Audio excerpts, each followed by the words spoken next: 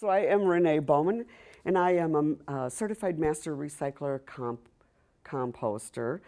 And what that is a pool of trained volunteers working with waste reduction and recycling, similar to the Master Gardening program, to help to increase the amount of recycling and composting that occurs here in the metro area.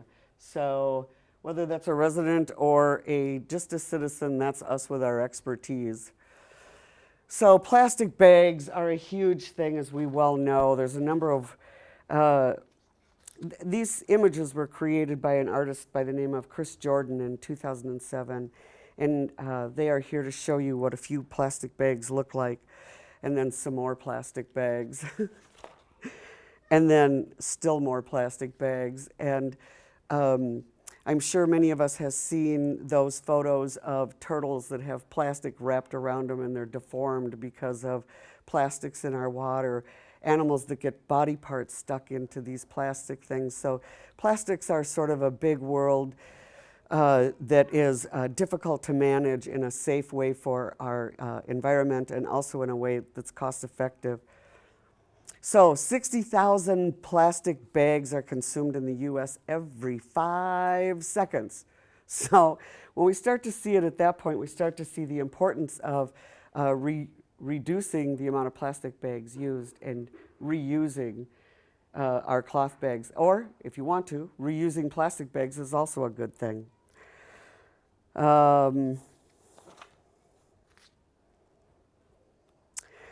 In the Twin Cities metropolitan area, we produce 7 pounds of waste per person each day. The point of reducing and recycling in any program with the term zero waste established to it is when you start to see in multiples, like we saw with the plastic bags, 7 pounds of waste per person per year starts to really add up.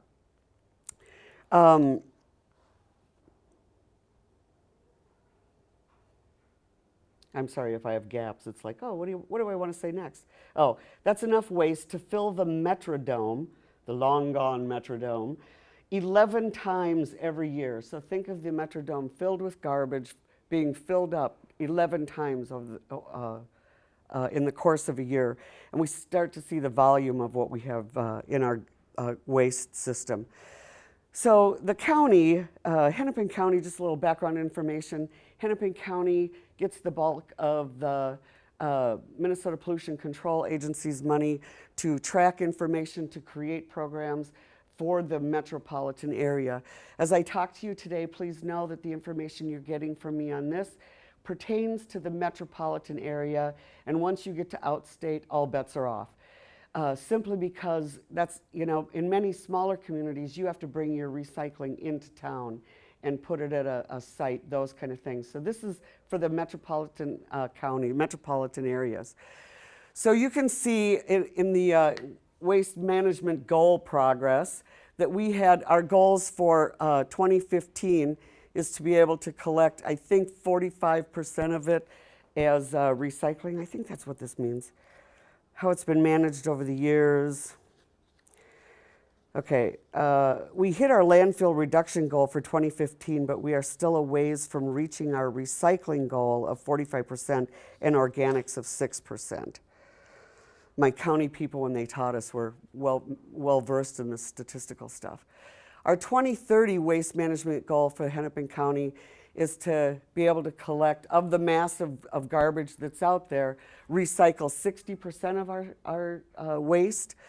15% of that waste would come from organic and it would go into composting. 22.5 would go into waste to energy, which is our HERC plant in downtown Minneapolis. And only 2.5% of the cumulative waste from the 7 metro county area in 2030 should be part of a landfill. And those are the numbers that the state and the counties are really looking at this point. So you can see the field for landfill and HERC has greatly been reduced. Because as you can see, you've got only, not even, 25% would go to HERC or landfill. We want to take 75% of the waste generated in the county here in the metro area and have it be recycled or organically taken care of. So, Is it yes. okay that I Please do. The presentation. So I'm curious, when you talk about waste to energy and then landfill, I know I personally don't have a clear understanding of what kinds of material are able to go to that waste to energy versus what has to go to landfill. So will you be covering that? I will be, and really, and what you're going to put into the HERC system, and I'll use my own house as an example. Obviously, I recycle all of my plastics and metals and everything else, but there's a cat living in my home. That goes into the waste bin that goes to HERC. And really those things that you can't figure out how you're going to recycle. So the point of it is that at one point in my life, I might have a full bin that would go down to the HERC plant every single Monday when they pick up my trash. Now I have one small bag in the bottom of that bin that goes to the HERC site. So that was my goal. So how do they collect it? Because I guess because I'm thinking, so if I think about like my own home. Yep. And I have for the city, we have a bin for the recycling. Yep. We have a bin for composting. Yep.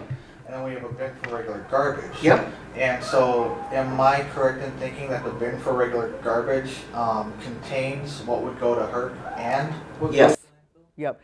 And how that is decided is it depends upon who your hauler is. Like I live in the city of Crystal. They have 8 different haulers there. Each hauler has a little different twist on what it is they take because of the processes that they go through to get rid of it. So some haulers are fully equipped to take organics right now if they wanted to. Some haulers are not. So it really depends upon your hauler. Like my previous hauler, everything he picked up at my house that was in that garbage can went to HERC. None of it went to landfill. So as a consumer, and in Minneapolis it's a little bit different, but as a consumer then, I can call my hauler and I can see, are you taking this stuff to a landfill or are you taking it to a HERC plant? Because I would rather have my waste go to a HERC plant than a landfill. Personal preference. What we are all about in the world of zero waste, reduce, reuse, recycle is to really minimize what goes in to that HERC plant or that landfill. So they sort it. The hauler actually sorts it. Well, the hauler doesn't sort it. If you have recyclables in your garbage can, it's all going to go to HERC. That's what I'm saying. Whatever you have in that garbage can, if you have none of your recyclables in that, if you have it loaded with recyclables, it'll be destroyed through the HERC system. Okay, so they don't go through and say, all right, here's the garbage can, we're going to decide what's going to the landfill and what's going to HERC. It's No. kind of an all or nothing. Well, it's how the haulers themselves function. Now, Minneapolis, again, I keep setting Minneapolis aside, but they're a single hauler system that utilizes vendors, and then they have their set of rules. So like on a Tuesday morning when they pick up trash and recycling at my house, what happens with it is my trash bin that's picked up, that immediately gets picked up, dumped into the truck, and when that truck is full, that truck comes down to the HERC plant and dumps it there. Doesn't go to a landfill. When my recycling is picked up, that's picked up and brought down in many cases to a transfer station, which, so then they can get, hello, come on in, welcome, welcome. It's a fellow recycler. Yeah. I'm actually here for Deb, but Oh, traffic just. I know, it was, we just started, and I'm ReNae Bowman. Glad you're here. I'm Charlie Barnes. Pleased to meet you, Charlie. Nice to meet you. Thank you, and we've got Scotty on the camera back here, and Mel over here. I put it all together and nobody showed up. We're here. So make yourself comfortable. I'm looking forward to the presentation. So where was I? Get me back. You were Oh, explaining. yep. So it's basically, where your hauler, when they pick up that separate waste can, where your hauler is taking it, and that would immediately go to a landfill or a HERC, and then your recycling immediately goes into like transfer stations, or might be taken to a MRF site, materials recovery facility, which is there that they start to sort it into its metals, plastic, paper, that kind of stuff. So that's how that system works.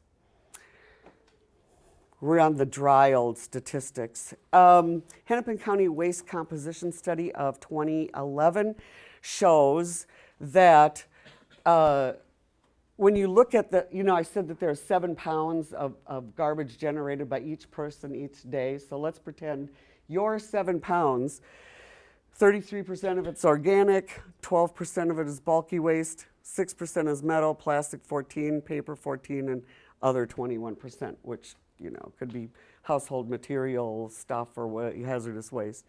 So that's been the study 4 years ago.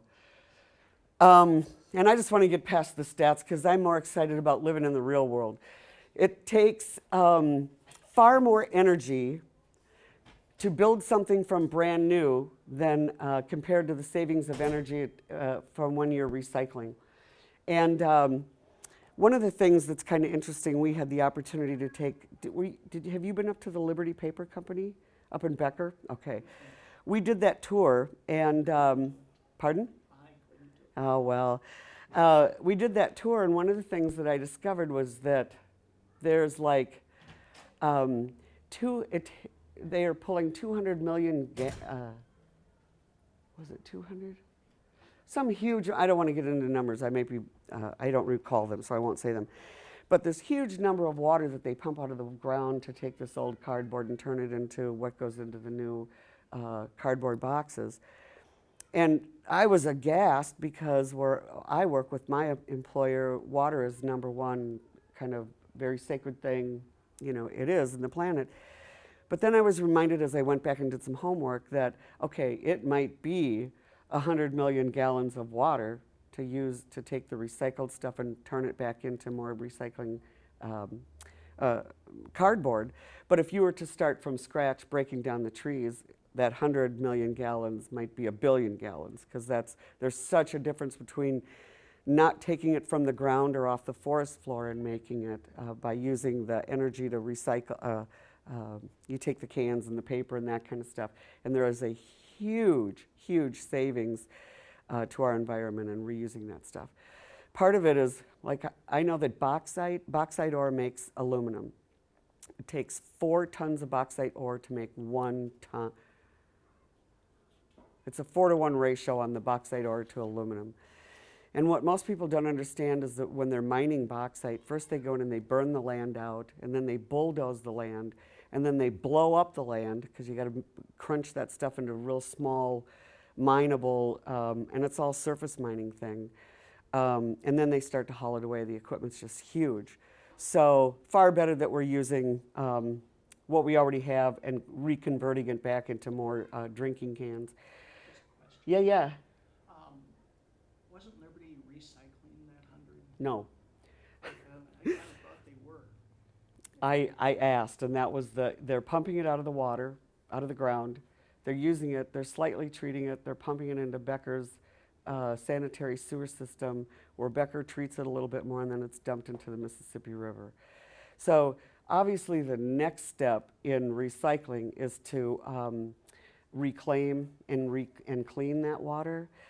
And one of the things, I know that technology exists because they're doing it, well, for now it is, but it's got to be the next step, is that they're reclaiming that water. So personal opinion, here we have a truck at I'm sorry, I'm right in your way, a truck at what is this? It looks like, I want to say this looks like a cardboard, where they're dumping cardboard that's going to become new paper products. Oh, yes. Oh, here's where I should talk about recycling. Recycling is an $8.5 billion a year industry in the state of Minnesota.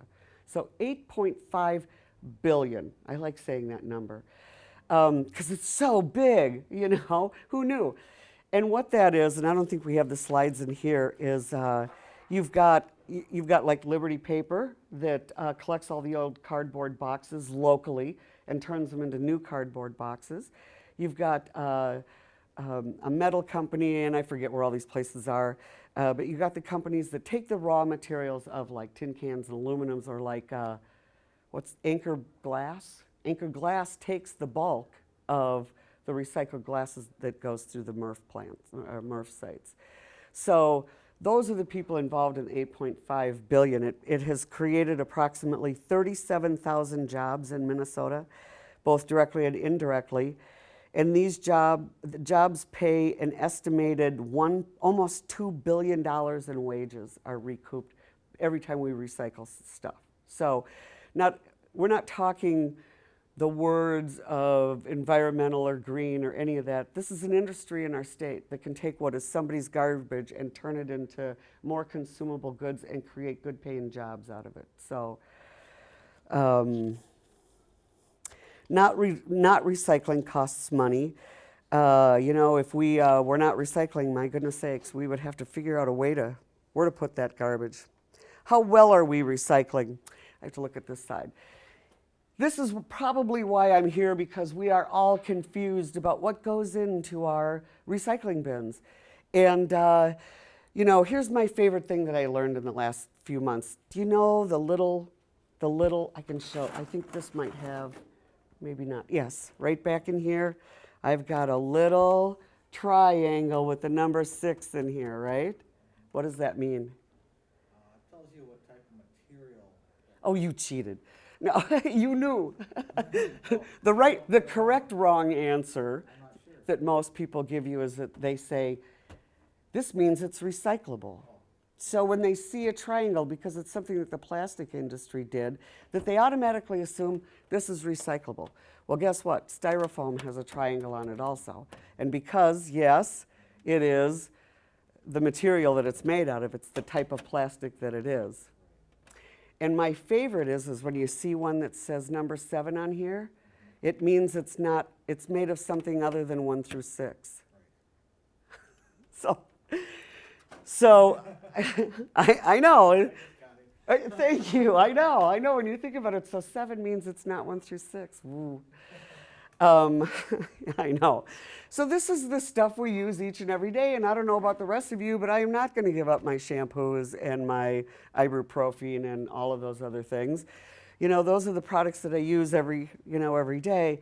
But the containers they come in, I can be smarter about putting into my recycling or composting bin. Our newspapers, our magazines, our food boxes, all of that is recyclable. Junk mail, however, people should really opt out of all their junk mail. And I don't know about the rest of you, but I just got phone books delivered to my house the other day. And I thought, well, isn't this an antique?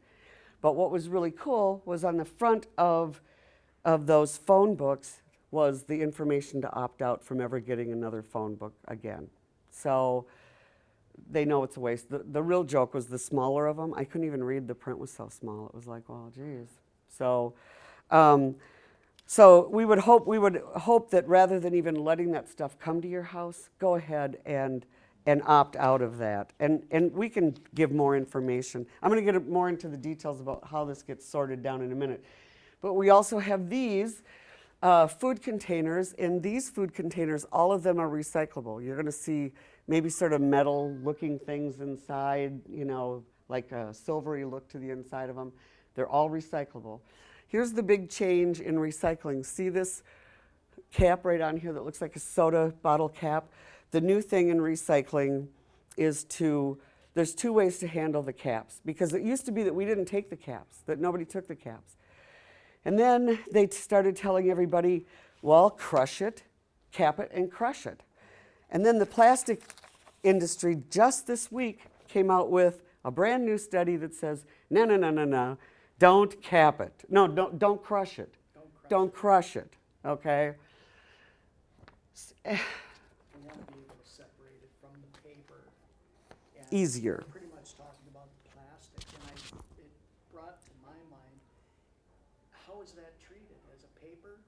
The or a plastic? These, well, interesting with, I have an idea. Interesting with these and your bottles and jars with covers on them, is that, in the past, because this was a different type of plastic than the cover, and Aveda Corporation here in the state of Minnesota for years collected the covers to their own products and brought them back and forced their manufacturers to figure out a way to how to make components back out of those cupboards. They forced them. Everyone was like, nah, it's too expensive, we don't want to do it, la la. And I really believe that through the work that Aveda did, that changed through the Plastic Council, and it changed it completely, because now you leave these on here, because once ground up, this will float at a different level than this, and that's how they're separating it. So they grind up all that plastic, and then it's put into a water bath, but one type of plastic comes to the surface, the other type goes to the bottom, and I don't recall which one, but then that's how it becomes new plastic pellets for, you know, any kind of plastic thing made. So the thing with our plastics these days is to make sure you put the covers back on everything. Whether you crush it or cap it, I don't have an opinion about that. I did ask the question, well, what happens when it goes in? Because I ask irritating questions, I know that. But I asked the question of, so what happens when it all goes into a truck and then they compost it? And then I was told, well, you know, those recycling trucks aren't that full, so it doesn't really get smashed. And I'm thinking, but why aren't they that full? Shouldn't they be maximizing? So I stopped asking questions and decided to let you know that whether you crush it or not, Plastic Council says no. What becomes vitally important to me is that you leave that cover on here. And then, while I'm talking about plastics, I'm hoping I'm not looking too disjointed. This is my little plastic recycling jug, and I will pass it around for you to see. But in here is a whole bunch of stupid little plastic stuff that, like, I have to use distilled water for a sleep apnea machine. So every time I buy one of these, they usually have the little strip that comes off the top of it instead of this. Well, I put them all into here, because then when I'm done, this whole thing will be recycled, and all of this will have been kept out of the waste stream. So like little, like the plastic packaging that I absolutely hate, but every once in a while I have to buy something in one of those plastic, hermetically sealed. You couldn't open this package with nuclear armaments type plastic packaging. So I had to buy something this week that had that type of packaging. So I cut that whole long top strip of it off and was able to get into it. And that strip is now inside of here. So that somehow makes it easier as it goes through the recycling process. Yes, because let me tell you about the recycling process. When they first started recycling these items, you had people in awful work situations hand sorting this stuff. Well, remember when you're probably too young, but when they first started recycling, they only collected papers. And then they moved to cans. And then they moved to cans and bottles, or cans and jars, but it was all separate. So now we have the mixed recycling bins where it all goes into one thing. And yes, because it makes it easier. And when that first started out, you had this garbage just on conveyor belts and people picking stuff off, which is horrible, you know. And now I'm grateful to say those systems are all pretty automated. And they have at the MRF sites, because we went to DEMCON and took a tour of DEMCON, it's a piece of machinery that was 2 blocks long at least and 2 stories tall. And that's what sorts our mixed recycling. And within that process, what they have is they have all these little electric eyes that can read what kind of plastic it is, and everything is like juggled or moved, or there's air currents and stuff, so that the lighter stuff, when it first gets a sort, all the paper is light, so it shoots off over the top of something, over the top, and is sorted that way. And it's absolutely fascinating. They have a bottle in mid-air can be read by an electric eye, and a burst of air shoot it into the correct container, which might be the case for not crushing. You know what I'm saying? That really might be the smart reason why they don't want you to crush it, because at least full on it would become airborne, and then it can be shot over into the area that it needs to go. But when you have little pieces in your recycling bin, you know what happens with these? They gum up the works. You know, They make things really messy. They fall through. They end up not being recycled. Okay, so by combining all your little plastic things in here, you end up getting them all into one stream. Same thing holds true with your cans. Now, your glass jars, you would remove your lids from that. But again, I haven't quite figured it out and I'm sure I will, but all those lids could go into like a metal container and do the same thing. You just wouldn't want to put the lids in a plastic container, the metal lids. So it doesn't matter in regards to like this strategy here? It doesn't matter what type of plastic it is? Yes, it matters nothing. As long as it is a type of plastic that's recyclable through your... Right, and they're all recyclable through our haulers because they're all going to the same MRF sites. Here's what's not recyclable. Styrofoam is the evil empire, here to just muck up our environment. And plastic bags, and I'm sure after a good windstorm and you see plastic bags hanging from trees, plastic bags do not belong in your recycling, because when you see what a MRF plant looks like, you see where all the plastic bags are gummed up on the edges and clogging things up and whatnot. So styrofoam, plastic bags, and my favorite, food containers that you buy that have the film on the top of it, the microwave dish and the film on top of it, none of that is recyclable, because the microwave tray is meant to never melt. So they can't make anything out of it. So that microwavable tray and that film thing, it's all waste. So we like to tell people to avoid that stuff. Go ahead, ask questions. And I'm already forgetting one. But my first question, which was a little further back. Oh, let me just write down before. Sure. So two questions in regards to the bottle caps. A meeting that I went to, I think there was some confusion amongst the people who attended regarding recycling the bottle caps, like soda bottles and such. And the confusion was whether or not Aveda still accepted those bottle caps, because it seemed that some of the folks didn't live in areas where, Right. Aveda discontinued that program at the beginning of this year, not because it was a failure, but because it was a success. And so now what Aveda, and I'm glad you brought that up, go figure, I use a lot of Aveda products. This is one of their products. Okay, so it's a glass jar and it's a spray bottle. Now what Aveda's taking back is this stuff. Okay, you would recycle this through your normal stream, but anything that has the metal, the pump, any other piece of component, and if you are a customer of Aveda, you know it's not recyclable. But obviously these pumps are not recyclable. But Aveda is taking them back at their salons. So they're not taking caps, but they are taking a couple of these things that are not recyclable. So if you go onto the Aveda site, and maybe even if you put a search in on the Aveda Caps program, you would get the new updated information on this. And they don't have to be Aveda product pumps, right? I'm not sure on that. I can't see anybody saying, no, don't bring that here. However, I think our hope is they're not being reused. They're not being sterilized and put back into another bottle. No. But they are being appropriately destroyed.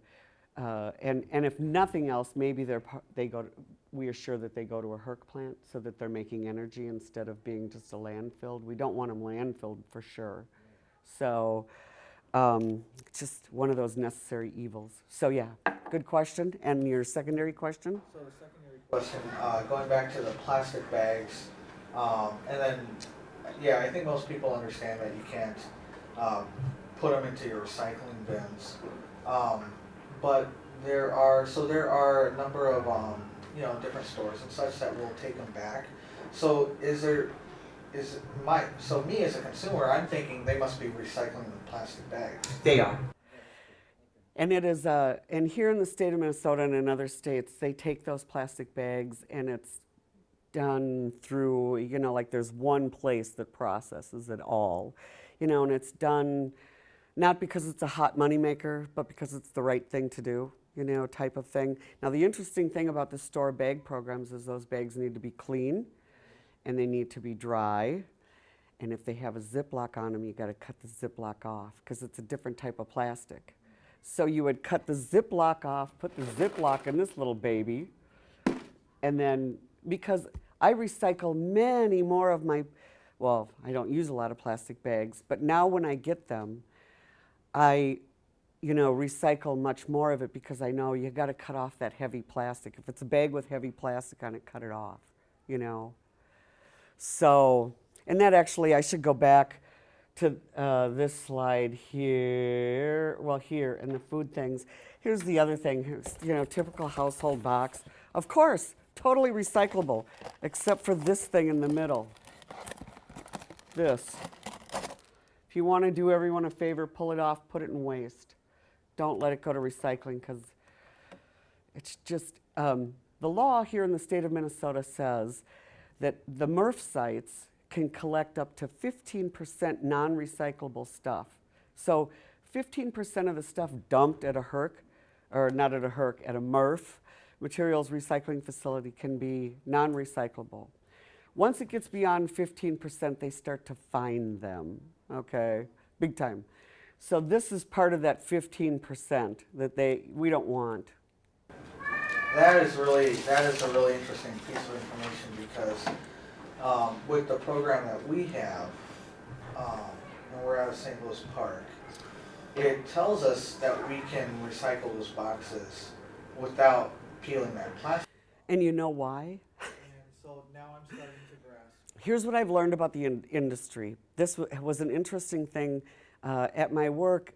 There was all this conflicting information, and you talk to different vendors, and you talk to one vendor and go, do I have to rip off my this? And they go, oh no, But when you understand the process of how a piece of this goes through a recycling process, this is bad for it. They'll take it, yeah, but if you really want to recycle correctly, and part of when I've talked to folks, is part of their taking it as is, because it's better to get this much recycled and have only this much waste than having it all be waste.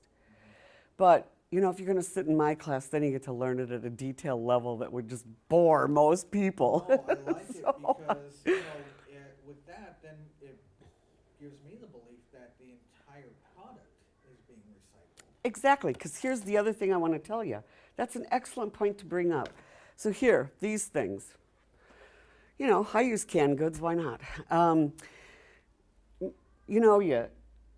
when it comes to rinsing these things, none of them have to be too rinsed. What my husband and I do at the end of the day or when we're cooking or whatever, whatever leftover dishwater is in our sink, that's where we do that last little rinse and then pull the plug and we're out of there. So, but when you send this through with this label, and you think that that label is being recycled, it's not. Because what happens when these hit the processing for metals, the label is burned off. Now, that's not a bad thing, but I've started pulling the labels off. Now, again, I can be so irritating.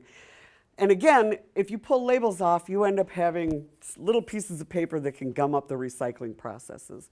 So I make sure that my little pieces of paper become a big wad of paper. Kind of just, we'll put it with this wad of paper. Same way with tin foil, that kind of stuff. The other thing is the lids that come off of here, what I now do with these cans is I strip the label, put the lid on the inside, crimp the top. Because then the lid gets recycled. If you don't take it through that process, then the lid, when it goes through this machinery that's doing all this stuff, can fly right out of the whole deal. So. Make sense? Mm-hmm. Okay. I've heard that the rule of thumb with that plastic, though, is that if it stretches, try and put your thumb through it, and if it stretches, that's recyclable. If it tears, you can't. Right. If it's, or if it doesn't tear. But now, if you're talking about plastic that stretches, that's going to go in your plastic bags, too, not in your recycling bin. That's going to be. Right. And whatever else might be, but it's right. Stretchable. Plastic bag. And let's go back also to some of this other stuff. my favorite thing, I work with people every day on this, because I have the great distinction of monitoring the trash at work. I even have one of those fancy little pincher things to pull out so we're not contaminating. But the covers on these yogurt containers, there are some companies out there where it's just a foil. You can tear them, it's foil. It would go into your tinfoil ball, okay? Some of these that have these covers, there's so much plastic in the thing you can't tear it. That's a waste product. That, you know, so what you want to default to when it comes to, let's see, even containers, refrigerator. I don't think we have do we have pictures in here of refrigerator containers? These here, aseptic, is that what they're called? Aseptic, or whatever the name of that packaging is. There's a word for it, for this stuff that's sealed in these liquids. Once you get into freezer boxes, they're made out of a whole different thing. And again, the test is if you get a freezer box, and you can easily tear that box, it's a cardboard basic makeup. If you get a freezer box that you can't tear, that's waste. Because if you can't tear it or destroy it, first of all, it's meant to hold water. It's meant to not break down. It's got so much plastic in it. So with anything, if you can't sort of tear it or rip it or poke your finger through it or whatever, chances are you got waste in that stuff. So, I know, I'm just a wealth of knowledge on this. I'm not quite sure why I know. Ease of recycling, that's always a critical thing. We won't get into it. You know, it's a process in your own homes. Figure out how to do it. I've talked earlier, another part of this is that whole e-waste thing. I talked to Mel earlier about the company called Tech Dump, so I can talk to you later about it. I'm not going to go into it any further at this point. But there are ways in which to recycle your electronics. There are also, many of us at work you can take your cell phones in, you can take your batteries in, you can take all that kind of stuff in and recycle it through work. I want to say something about batteries. All lithium batteries, if you're going to put them into the recycling bins like you see here at Hennepin County Library, your lithium batteries have to be taped on the what do they call those little things? The electrode parts or contact parts. They have to be taped. And that's a federal transportation law, and that's because they have a tendency to get hot and start fires. The alkaline batteries, but anything with lithium, those contact points have to be taped. So just remember that. Or look for it. There's more plastic bags. Yes, indeed. Oh, here's my other favorite one, our medical bottles. Now, when I want to recycle a medical bottle, what I do is I take this label off. The label's trash. All labels are trash, okay? You can't recycle those things. Because for a while I was stuffing it into the plastic bottle thinking, hey, this is a great way to know. So anyway, you take your whole label off and it gets recycled like that. The other thing though about, that I want to talk about for a second is all the leftover medicines that we have in our homes. And I just went through all my cupboards again the other day. And, you know, expired vitamins and all the various things. Just want to really remind people to point out that in our counties, you can go drop that medicine off at those locations where you can drop off your hazardous materials and those type of things. The content of these bottles, whether in bubble wrap or whatever, should never end up, I mean, if they go into your waste and you know it's going to be burned, okay, in a HERC plant. However, if your waste goes to a landfill, this can create problems. Safest way to do it is to take it to your county, wherever drop-off station, and let them dispose of it appropriately, because we don't want it. They're already finding this stuff in our water, traces of medicines and whatnot. So either use it up and recycle empty containers. Expired medicine needs to be dropped off at our recycling centers, our county recycling centers. I heard somebody else mention that, I don't remember which police stations, I think it's a police station. I think police stations will take them too. Yeah. It has grown. And a big part of it is to keep, the police are interested because, you know, you have this huge baby boomer population that's getting old, and they come in and do hospice, and there's morphine, and there's, you know, then they pass on, and now you've got this narcotic medicine sitting out there that what do you do with it? So police departments will take it to just make sure that that controlled substance doesn't end anywhere. But they'll take anything that's medicine. Which brings me to mind all those wonderful little crappy hazardous waste things that we have in our household. I have managed to, over the years, move into, I use vinegar as a cleaning solution. I use baking soda as a cleaning solution. If you go to the county's Rethink Recycling website, the county has wonderful books on making do-it-yourself cleaning products that do not require you to go and buy hazardous materials that can harm your children, our water, our yards, our everything. So, and in today's new market that's out there, you're getting to have the low odor items, things that aren't polluting the air, formaldehydes aren't in it. So, but when these things are ready to be removed from your house, again, you have to take them to your county dump station where they will appropriately dispose of them, which is to incinerate them, but they get to do it. All right, but we're not done. It isn't just about being able to step up to the curb and throw stuff at your curb and have them haul it away, and we never have to think about anything again. We have a couple of other components. Oh, there's my picture. These items that are up here, we also have composting that's coming your way. You can either compost in your own yard. We have industrial composting, which, like we do at my work, industrial composting will take meat and dairy products in it, but you don't compost meat and dairy at your own home. And there's reasons for that. But all of this stuff, compostable, all of it is compostable. And as time goes on, you're going to see more of it everywhere. Because as the county and the metro area really focuses on collecting the organics, you're going to see that these places are all starting to collect it, okay? Here's your notorious freezer boxes that are not recyclable, and your notorious styrofoam. What I do when I go, now, city of Minneapolis, you have to use a compostable box if you're going to do carry out. In my community, that ordinance doesn't exist. So when I go to a restaurant and I want to take something home, and I always ask, do you use styrofoam? Yes, we do. Then I ask them to just bring me tinfoil. Just bring me tinfoil. That's all I want, because I can recycle the tinfoil. And I've also been told that tinfoil, like the leftovers of your turkey dinner, that kind of stuff, if you ball that, it doesn't matter if there's food on it. I mean, you don't want it to be horribly filled with food. But if there's food residue on that tinfoil, roll it all into itself and recycle it, because that stuff is recycled. The process is to use a temperature of 2,000 degrees. The food burns off. You know what I'm saying?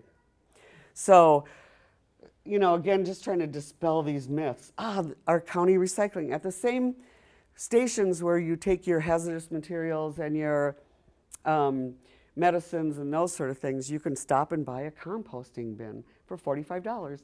The composting bins are manufactured as a kit through our state incarceration system. And so the inmates make up the kits, and the county sells them to us at $45. I don't know, some of you might remember that the county used to sell the big plastic crank bin, and what they discovered was that didn't work because the stuff wasn't getting enough air. So my husband and I are now composting, and I am so happy to have really learned how to compost well. There's absolutely zero odor. It's remarkable. So, there's a feel-good feeling to it. Look, we're making dirt, I mean, or you go to the farmer's market and the carrots have the long, green stems on them and all that stuff. It's really nice to know that, okay, I've paid for that, and now it's going to become dirt, So we have been enjoying our summer of composting.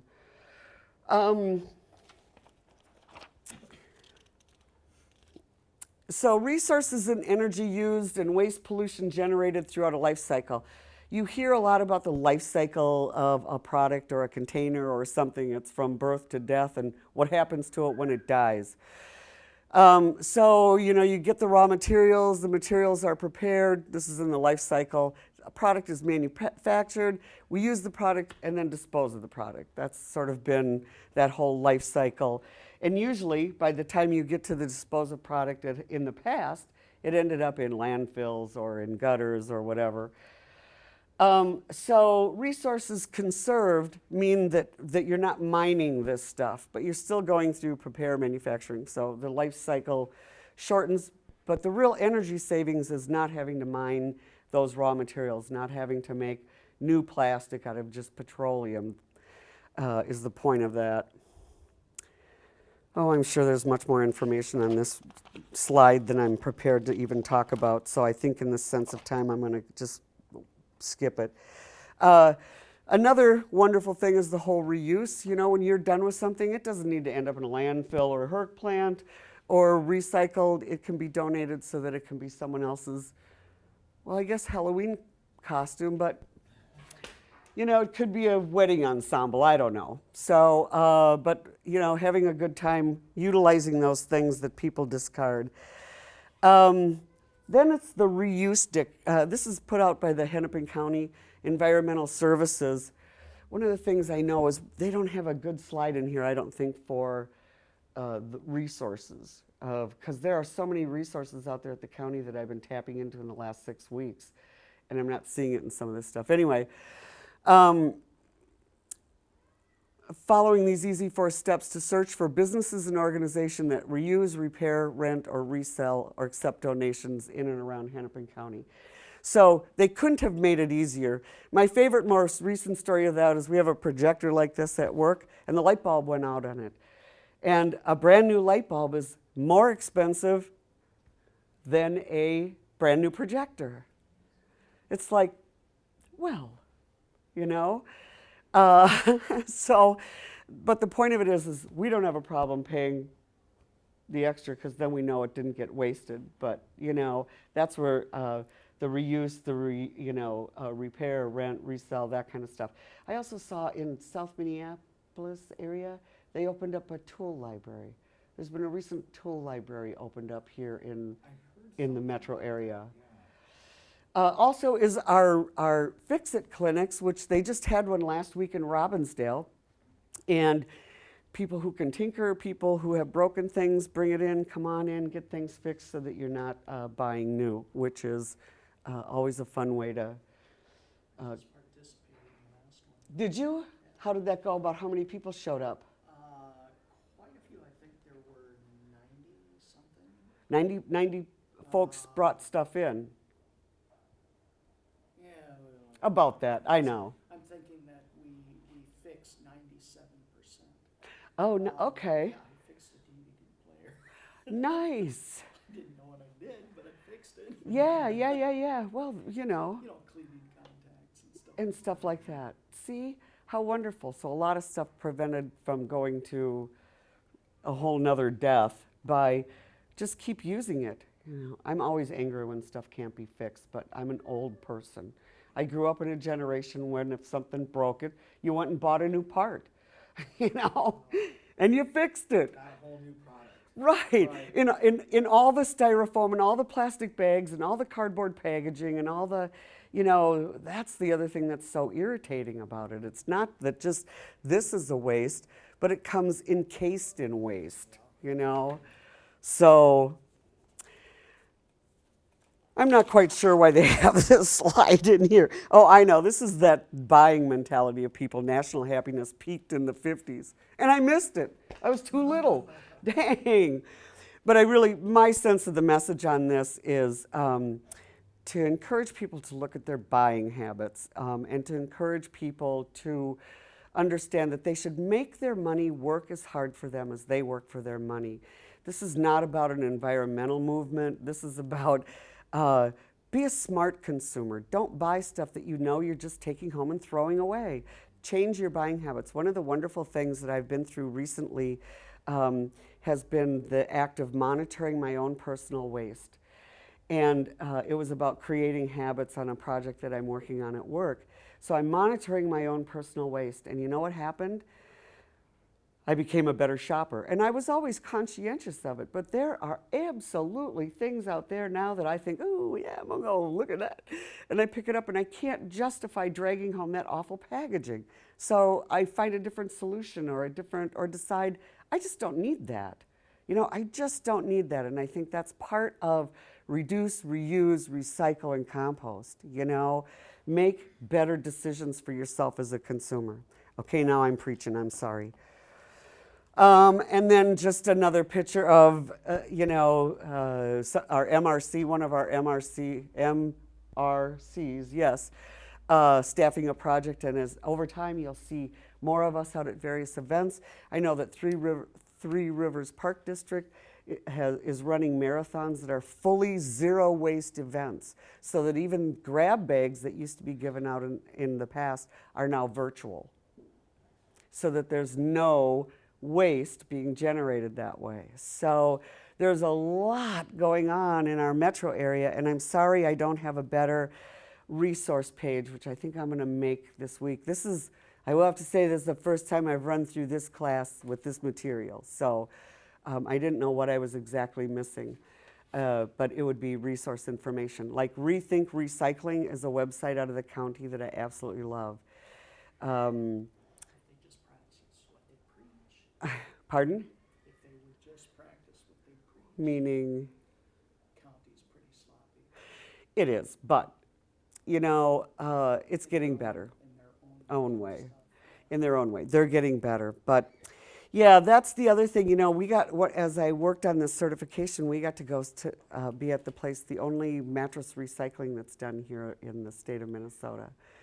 And it was really interesting to first watch the process. It's a horrendous process, and it's, again, many economically disadvantaged people re-enter the job force by doing the job. But what I found to be very, very interesting was that the old world mattress of springs and wood and fabric and cotton and stuffing and stuff wrapped around and all that kind of stuff, first of all, a mattress never stays to the bottom of a landfill. It always goes to the top. It will always find its way up to the top. So this particularly company, Momentum, I think is the name of them, they're pulling them apart and recycling them. But what's netting them the most amount of dollars is just the foam mattresses. Those are highly sought after in the recycling world. So if you're in the market for a new mattress, think in terms of a foam mattress, which is easier to recycle and nets more in that market when you're done with it. So, because the process for recycling a mattress is all done by hand. It's all stripped down by hand. I was in their little warehouse area, and it was mattresses stacked this tall. You were like a rat in a maze. This company recycles 46,000 mattresses and box springs per year just for the city of Minneapolis.